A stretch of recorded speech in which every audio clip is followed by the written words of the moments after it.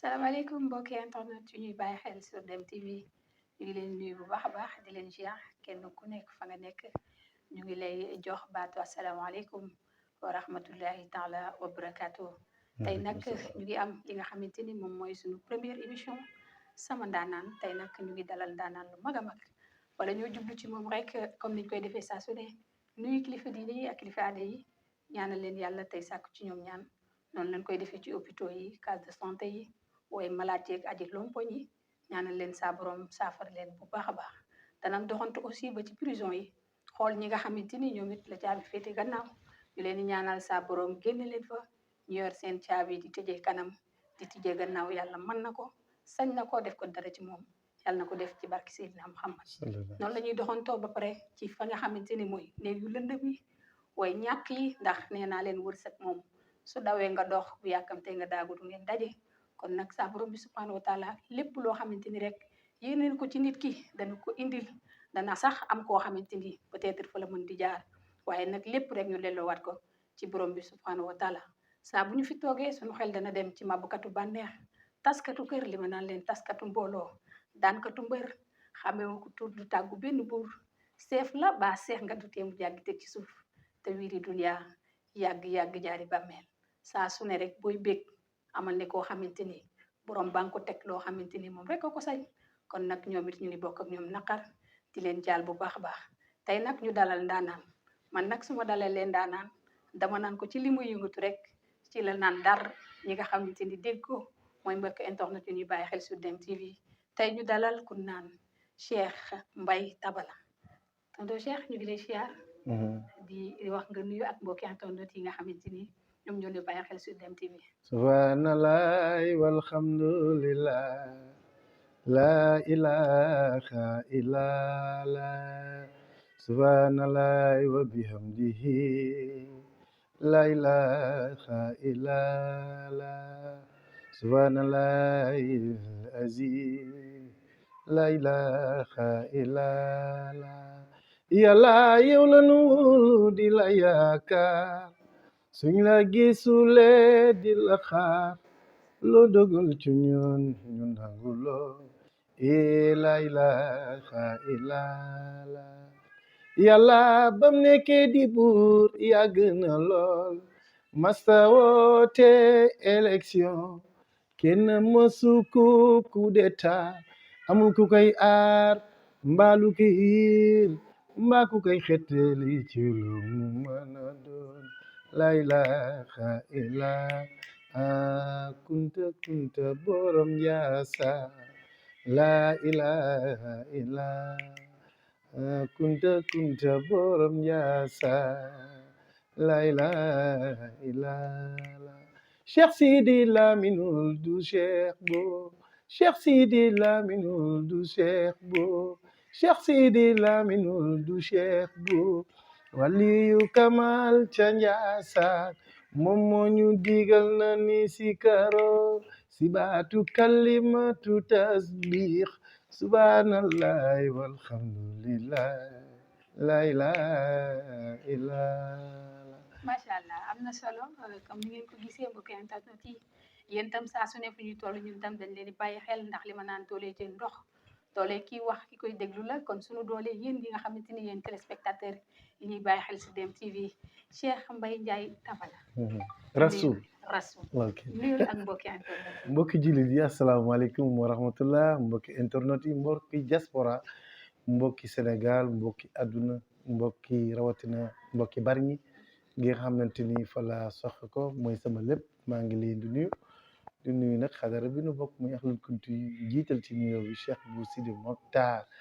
teg ci xalifaam di ko siyaar Serigne Khalifa Kunta Cheikh Al Khalifa Kunta ñu ngi koy nuyu di nuyu sama Serigne Cheikh Sidi Mokhtar kii ne Senghor di nuyu njabootu Ahlul Kunti yëpp alhamdulilah. macha allah Cheikh Mbaye Ndiaye Tabala Rasoul. tey bu ñu lay wax kan mooy Cheikh Mbaye Ndiaye lan nga ñuy wax. waaw bu ñu lay wax Cheikh Mbaye Ndiaye moom tur bi rek wuyu na borom Cheikh Mbaye Ndiaye Tabala Rasoul Mbaye Cheikh Mbaye Ndiaye nag mu ngi dëkk bu naan Bargny waajuram tudd Cheikh Moussa Ndiaye ñu daan ko woowee Ndiaye dollar mën naa taxaw foofu ci Cheikh Moussa Ndiaye bi nga xam ne moomu jur kooku sikkar bu duggee Bargny ci moom la jaar ak ay tabala ak yëpp ci moom la jaar gannaaw yàlla ña fa newoon daan ànd ak ñoom dañuy siw ci tarixa bi muy Cheikh Arouna Ndoye ak sunu baay Cheikh Modou Mbodj Cheikh Arouna Ndoye sama waajur mag woon na ko 10 ans mag woon Cheikh Modou Mbodj juróomi at man mii toog na ma sama papa Cheikh Modou Mbodj mu ne ma hee xanaa xamuloon aw sa baay dañ ko fekk mu nekk si digg dëndaam li liggéey du ñëwee lañu xajal ñu ñëpp jël cër boobu joxe kooku moo jur jëmm ji mu fekk sama yaay tudd Fatou Ndiaye Jaata juddoo Casamance sama papa dugal ko ci lislaam mu jël ko Casamance andi ko fii andi ko Bargny am naa mag yu ñuy wax Cheikh Tourate ñu tuddee ko Cheikh Tourate ay dara am naa mag yu ñuy wax Ibrahima Ndiaye am naa mag yu ñuy wax Abdou ak ay jigéen yu bari kon nag Cheikh Mbaye Ndiaye daal mooy mu ngi noonu. macha allah comme ni ngeen ko déggee wax na li nga xamante ni moom mooy kan tey. tur yi nga xamante ni dàkkantal nañ la ko mooy Cheikh Mbaye Ndiaye Tabala Rasoul. bu nu jumulee dafa mel ni ci way nga nekk. te ci tabala nga nekkoon dant. lan moo indi loolu. xam nga tey lii andi loolu lépp dafa am ñoo xam ne ñiy fekk sama carrière dëgg man yàgg naa manipuler ñaar yooyu parce que toll nay jamono kër gi dafa rafle woon ay waykat rafle ay tëggkat ñun ñu jaayante dëgg di def ñëpp di appliquer ñaar yëpp parce que moment yooyu xam nga ne ay 1989 bu la fekkee ci carrière fii xam na ñi fi nekkoon ay waykat ay mag lañu ñun ñoo gënoon a nekk xale ñoo daan takk ay micro ñoo daan ubbi guddi àjjuma yi ñoo daan ubbi gàmmu yi booba temps tamit gàmmu yu bariwul ay annuellement chaque mois dina am ñaari gàmmu ñett ñoo daan dem commencé di way yàlla dogal tamit tëgg tabala bi aussi xawoon na sooxe mu sóoru ci bu baax a baax pour am xeex boo xamante ni war nañu koy xeex pour relever le défi voilà loolu aussi ma concentré woon bu baax a baax mais ñaar yëpp laa daan demal voilà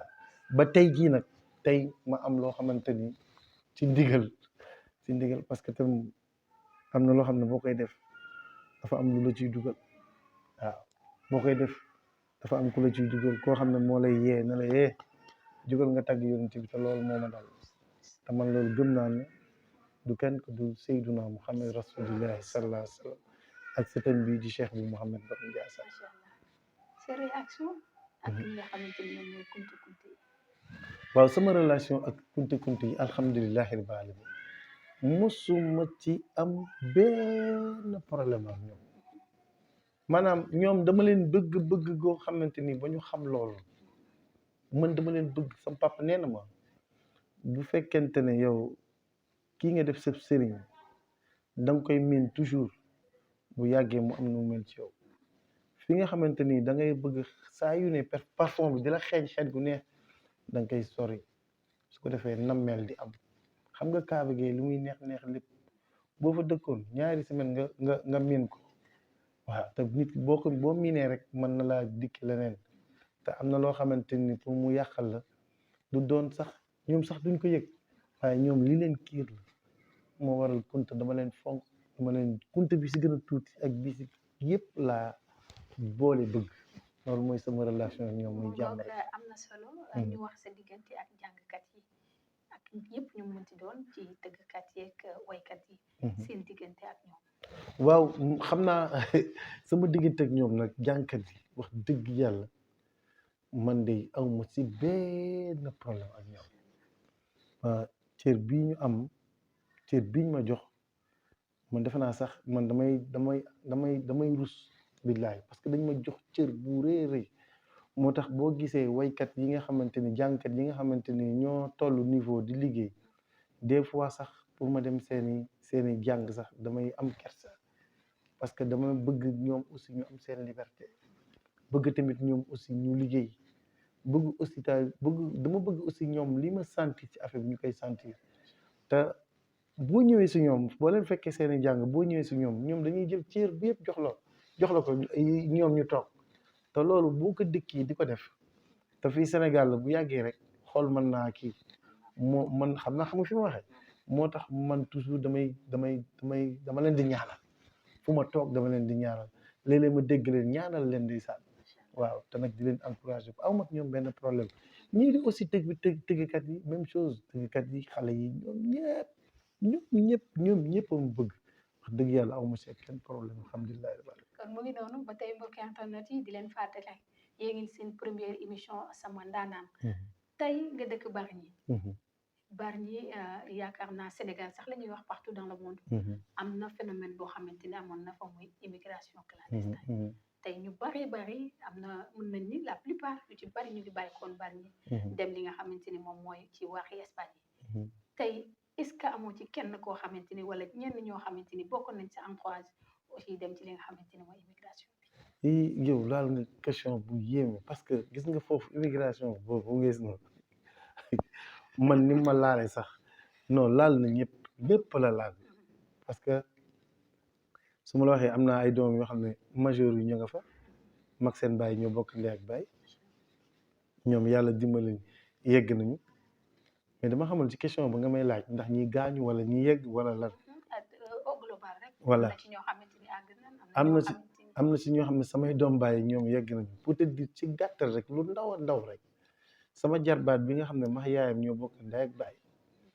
moo ma andi Njaasaan ci gàmmu Njaasaan bi passé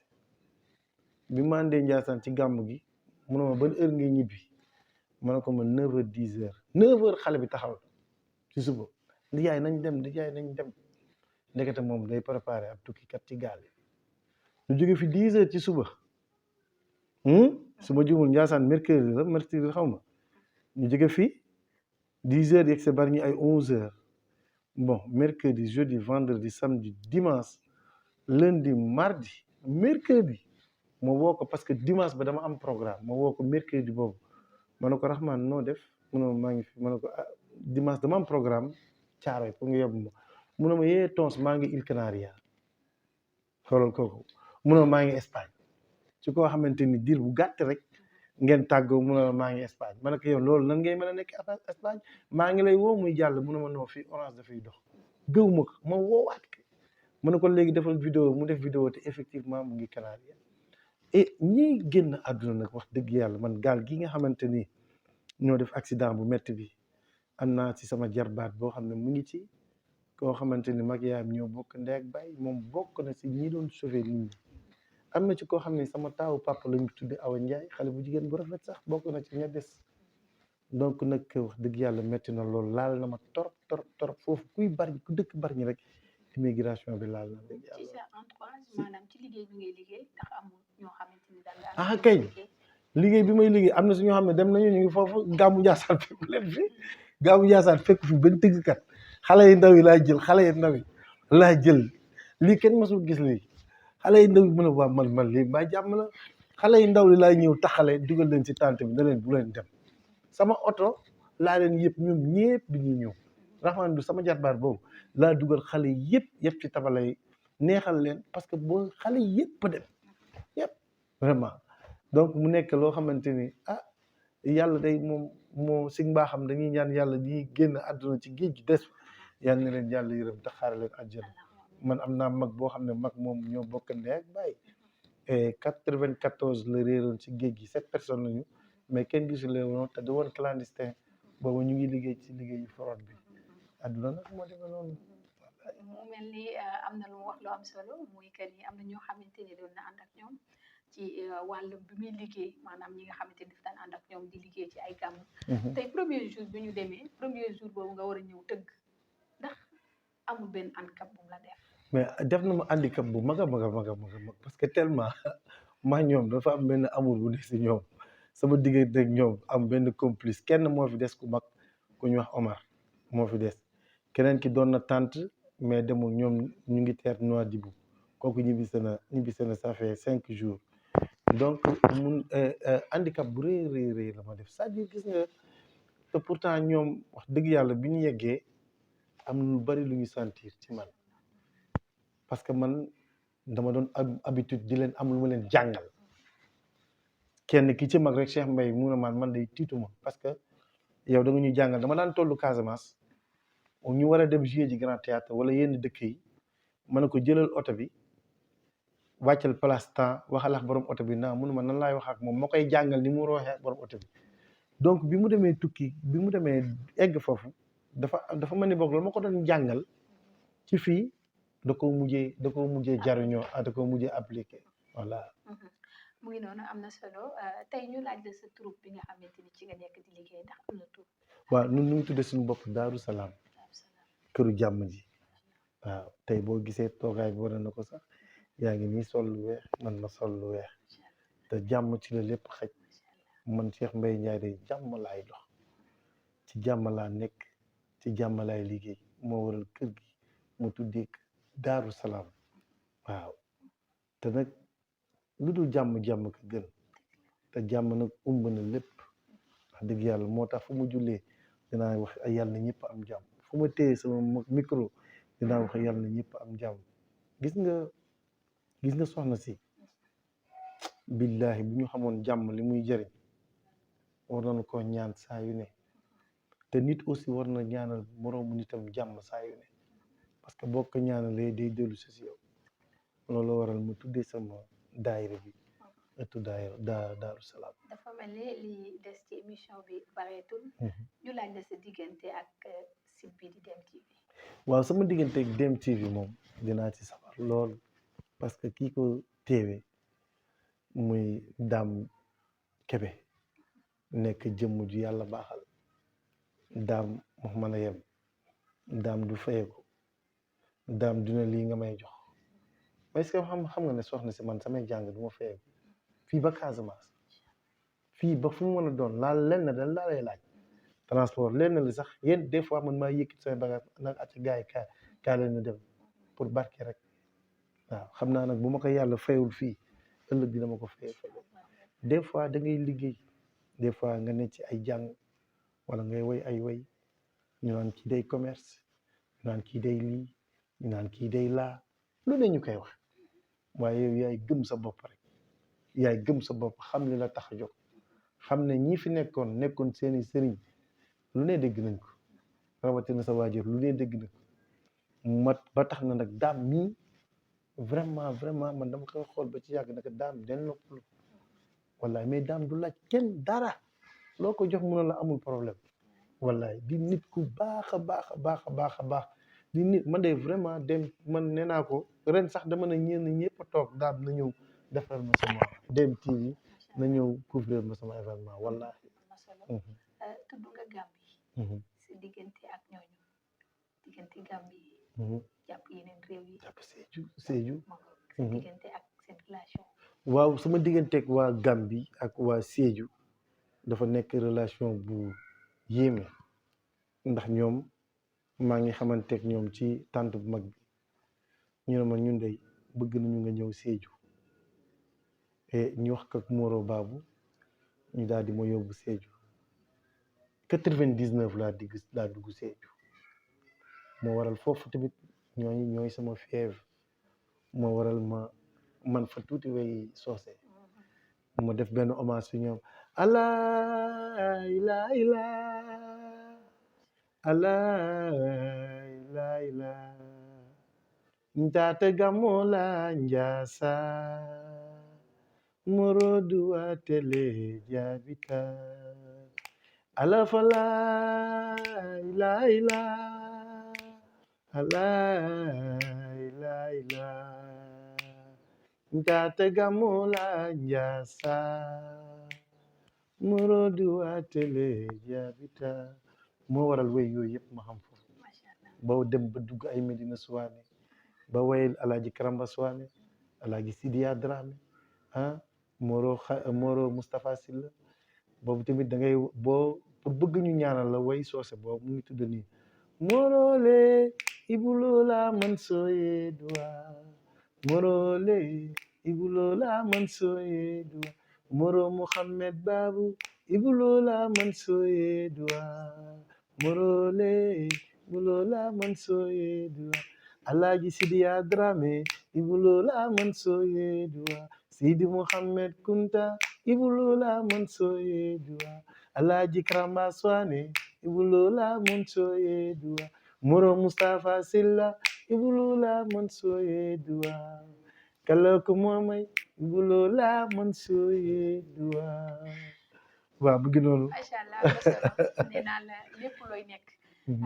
jiim ko rek ndax nee naa la métier moom bu soo mokkul rek dafay sonal borom comme ni ko ñëpp di waxee yéy si ngoom sax bu mokkul day sonal ki nga xamante ni moo koy def kon nag métier boo nekk rek jëmbat ci li nga xamante ni moom ngay def tey bu ñu lay wax ci diggante bi ngay liggéey ak ci way yi nga xamante ni moom nga ne lan nga ci mos a dund loo xam ne boo ko fàttalikoo da nga ciy am mbégte. waaw li ma ci mës a dund d'abord balaa may fàtte parce que fàtte dafa gaaw te émission bi léegi mu jeex du ma toog fii te nuyu ma sama frère Alaaji Cheikh bu Diop moom aussi ma koy siyaar di nuyu aussi sama beneen frère bi Papa Samb ma koy nuyu di nuyu xale yi fi ne yëpp ñoom bu junior ñoom Abdallah Mbodj ñi ne Ndiassane gi yëpp di nuyu aussi waykat yu bari ñëpp xam nga man li ma ci mës a dund loo xamante ni su ma ko fàttale ko damay kontaan dafa am benn bés ci laa waye loolu te booba xalaatu moon ne sax dinaa ko génne cassette parce que dafa am un jour booba temps maa ngi def apprentissage di def Dakar Casamance bés boobu gàmmu Njaasaan jot xam lu dee ni gàmmu Njaasaan jot ñu ne Mbaye Ndiaye demul Njaasaan mu nekk affaire boo xam ne bu ma dund la boo xamante ni dama ci am mbégte boobu li tax ma am ko ci dafa am lu mu dugg jour boobu xam nga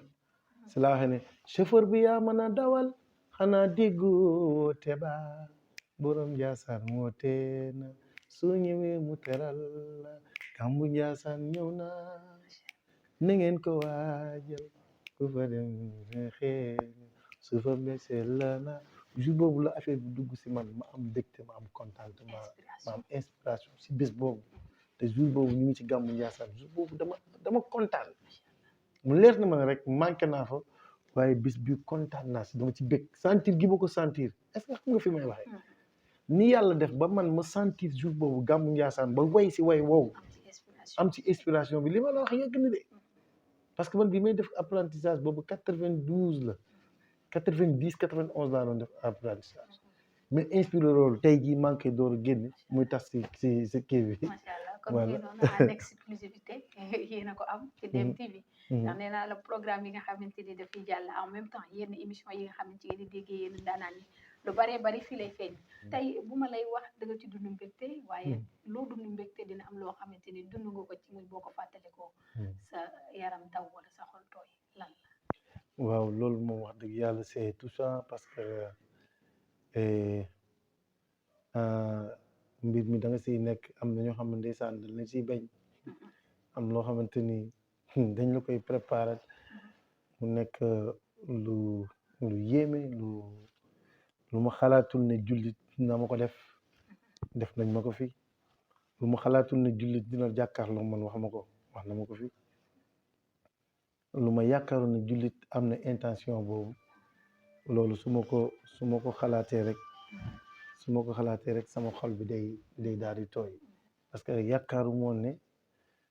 loolu dina ma masa dal si koo xamante ni lu ko tax a jóg muy jaamu yàlla tagg yonent bi liggéeyal ak lu continue mais nag sant yàlla alhamdulilahi rabbil alamin ko dund rek fekk voilà mu ngo lan ngay waaj le 19 janvier. waaw man donc foofu nag moom dina am importance le 19 janvier maa ngi koy waaj bu baax a baax muy gëddu rasulillahi cant borom Njaasaan ma dara jaale ko maam Cheikh si Lamine bu di ci sargal sama sëriñ Sidi Maktar Kiné di ko jox wàccuwaayam bu baax di ci rendre hommage nag ndeysaan samay sëriñ yi génn àdduna sama première sortie mënuma koo def te dama ci boole ak lu kuntu yi nga xam ne samay xarit lañu woon samay wëllëre lañu woon ak nag samay yaay yi nga xamante ni ay soppe lañu woon dëkkoon Bargny ñii samay bàjjen nañu wax dëgg yàlla te ñooñu xam nga boo nekkee xale nga gis mag di la tette ba tey nga mel ni nga mel war nga koo fàttaliku waaw looloo waral nag ma boole leen ci di leen ci rendre ñoom ñëpp wax dëgg yàlla di woo ñëpp daal maa ngi woo Sénégal gépp di woo àdduna di woo jinne yi sax maa ngi leen di woo wallahi maa ngi woo jinne yi ñëpp maa ngi leen di woo waaw ci bés boobu macha allah Cheikh Mbaye sa kàddu bu mujj. maman looy tàggatoo. waaw maman sama kàddu bu mujj mooy xanaa di leen sant rek di wax dem tii ca kanam di ñaan yàlla xalifa bi fi nekk di Cheikh Bou Sidi Mactar yàlla nag fi yàlla yàggal fi tamit porte parole yàggal fi bépp kilifa diine bu nekk Sénégal ak di ko wër maa ngi nuyu ñëpp maa ngi sant ñëpp di sant waa Bargny di sant waa Kolda Sédhiou Bignona Ziguinchor di sant nag waa Kulaay aussi ñu ngi leen di sant bu baax di wax rek Kulaay ñu ngi leen di sant di wax nag ñoom seen gàmmu Kulaay le 22 décembre la ki ko jiite muy Serigne Sidi Mouhamed Kunta ànd ak imam Babacar Mang ak le président Alaaji Gawsu Badji si jigéen ña Adja Fatou Sané nga fa Adja Assou Sané ak chef de village Mang ñëpp rek ñu ngi waaj le 22 ca Kulaay kon nag asalaamaaleykum wa rahmatullahi taala wa barakatu. jërëjëf ñu sant ko gërëm ko bu baax a baax ki nga xamante ni tey moom la ñu amoon dalal ko ci première émission sama ndaanaan di Cheikh Mbaye Ndiaye Tabala Rasoul tey nag moom lañ dalaloon kon yéen it mbokk internet yi ñu ngi leen di jaajëfal bu baax a baax saa su ne di leen wax ni bu leen fàtte di bës cloche notification bi moo leen di permettre ngeen di mën a am suñuy programme à temps réel yéen ñi nga xamante ni tamit bëgg ngeen dugg ci li nga xamante ni mooy émission yi bëgg ngeen ñu invité leen ndax sama ndaanaan ñëpp la fi nekkal yéen ñi nga xamante ni bëgg ngeen a wane seen talent bëgg ngeen a wane ci liggéey di yëngatu mën ngeen a woote ci service commercial bi 77 633 03 79 ou bien ngeen woote 76 457 50 50 su ko defee nag di ngeen mën a am suñu programme à temps réel jaa ngeen jëf ñu jox leen rendez-vous semaine prochaine incha allah ci beneen daanaan jërë ngeen jëf